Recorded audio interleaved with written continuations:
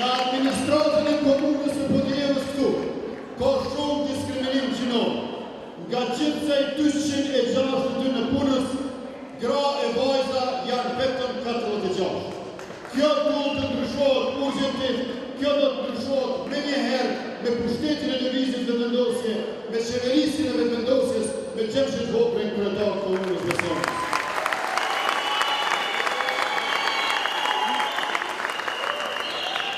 Numri prej vetëm 46 grave e vajzave në komunën e Besionës është tepër larg prej detyrimit ligjor në institucionet publike, ashtu siç e thot ligji për barazin gjinor. Me lëvizje dhe vendosje, përfundon edhe diskriminimi, përfundojnë edhe privilegje.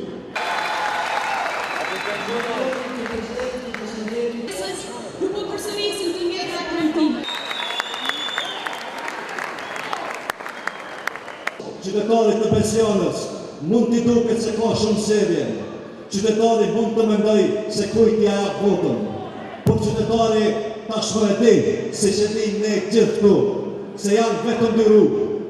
Është rruga e varfërisë, e degradimit ekonomik e social, e nënshtrimit ndaj Serbisë, e korrupsionit, privatizimit e keqpërdorimit.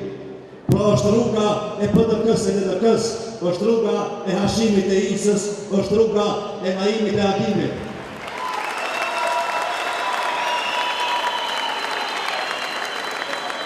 Por është edhe rruga tjetër, rruga e drejtësisë në shtetit të së drejtës, rruga e zhvillimit të prodhimit e rritjes së punësimit të shtetit qytetar, është rruga e mirëqenies dhe e baracisë së shtetit social, është rruga e komunës së përbashkët, e komunës solidare të qytetarëve, është rruga e vetvendosjes.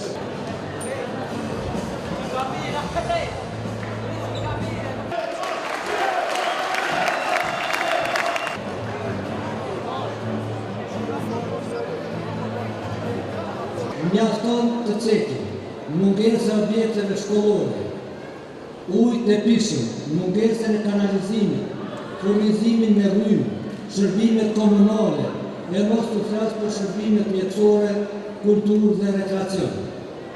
Sa i përket pjesës ekonomike për fakt të keq, nuk kemi sa të themi, po thuajse ajo nuk ekziston. Pra nuk ekziston gjoja themelore për zhvillimin e komunës së Besionës. Po e përmendim një të dhomë trëntice, vetëm 16% e popullatës së Besionës punojnë. Ne se dashur me ju, do të arrijmë të ndryshojmë gjërat dhe do të ishte ekonomist.